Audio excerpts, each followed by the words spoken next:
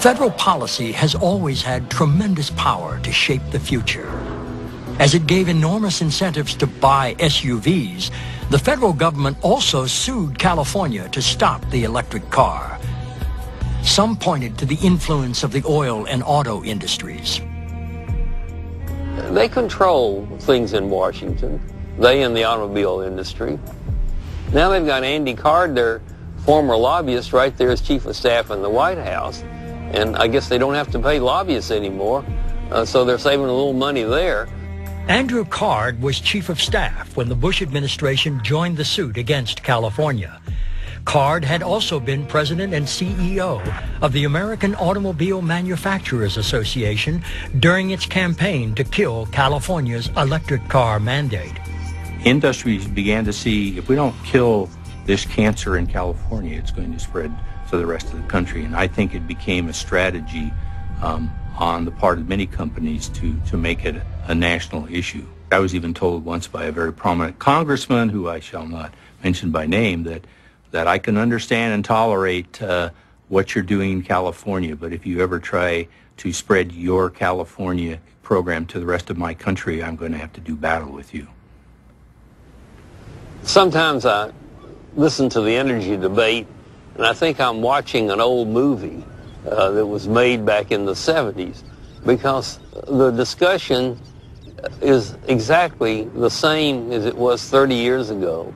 Our average vehicle, average car on the road is less efficient than it was 20 years ago. And this is just a complete abdication of leadership, political leadership, really, because it's impossible to get fuel economy standards passed through the U.S. Congress.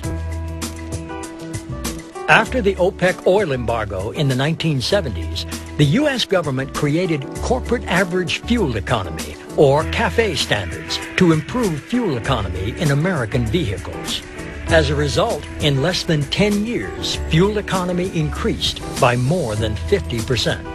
Unfortunately, 2 decades later, there has been virtually no change. Jimmy Carter was the last president that really made energy a high priority, and he devoted his first 90 days in office to putting together an energy plan. I was there as part of it, and no president since then has put that kind of effort into it. I am tonight setting a clear goal for the energy policy of the United States. Beginning this moment, this nation will never use more foreign oil than we did in 1977. Never.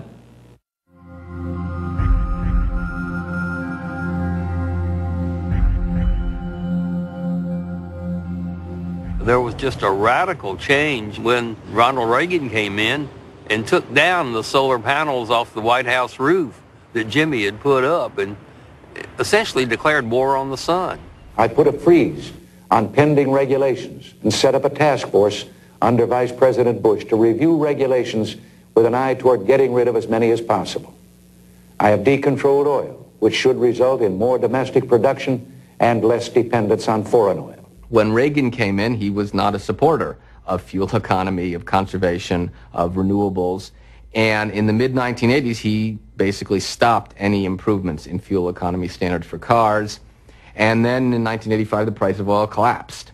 I would not lay all of the blame at Ronald Reagan's feet by any means. I think he had his share of responsibility, but so did the Saudis, who made the very calculating decision to drop the price of oil dramatically, principally to ensure that none of these alternative fuels and energy-saving measures really produced the desired results.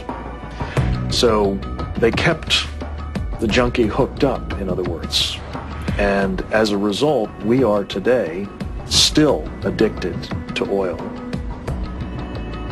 When Clinton came in, and I worked for Clinton, we were definitely quite interested in trying to come up with alternatives and improve the fuel economy of the fleet. Politically, it was still very unattractive. The automobile lobby was quite powerful then, so the administration kind of made a bargain with the automobile companies, this partnership for a new generation of vehicles, where we would develop hybrid vehicles, a combination of a gasoline engine and an electric drivetrain.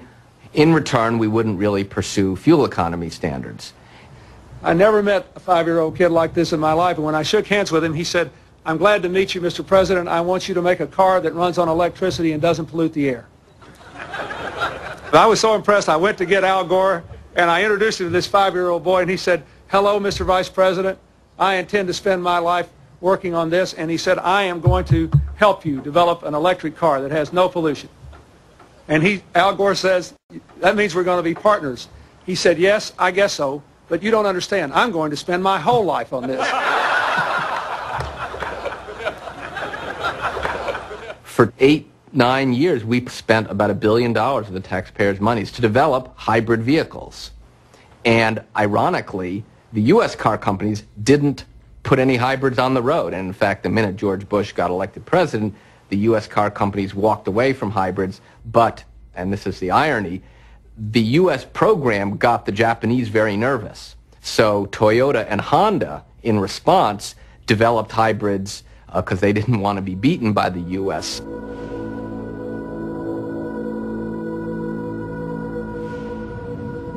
Now they lure people into thinking they're doing something by their sweet talk, but I remember way back yonder they used to have this joke, and it's not a joke anymore. We're giving the environmentalists the music and the industry the action. The second step toward making America less dependent on foreign oil is to produce and refine more crude oil here at home in environmentally sensitive ways. By far the most promising site for oil in America is the Arctic National Wildlife Refuge in Alaska.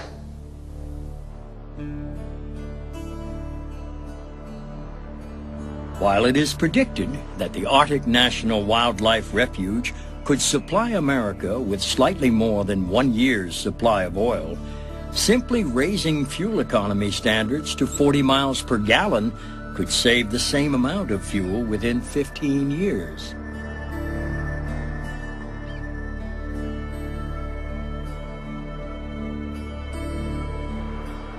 The oil industry and the automobile companies are resistant to change. The American people need to be reminded that it took a law to get seatbelts in the cars. It took a law to get airbags in the cars.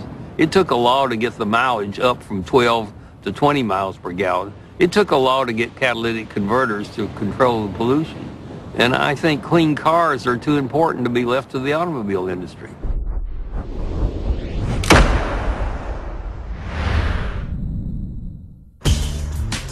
The California mandate forced automakers to make electric cars. When California changed it, the cars vanished. Why did California retreat from the bold law it created?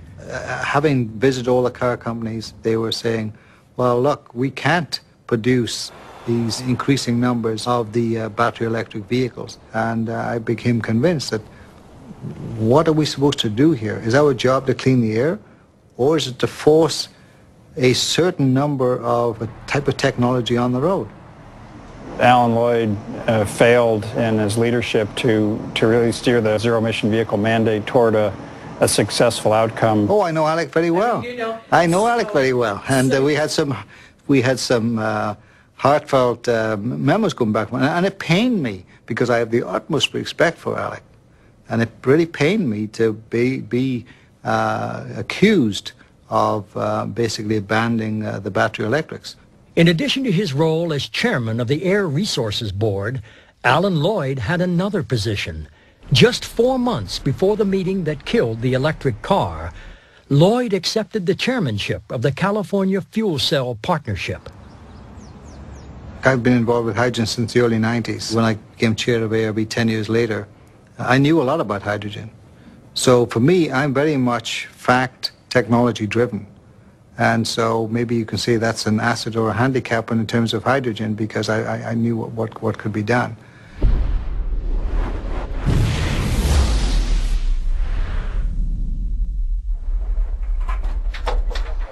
Excuse me here, I want to watch my little baby get off here. Car makers convinced California that the facts supported the development of hydrogen fuel cell vehicles. Were they a better option than electric cars? Toyota's national manager of advanced technologies, Bill Reinert, took their prototype hydrogen fuel cell SUV on a press tour.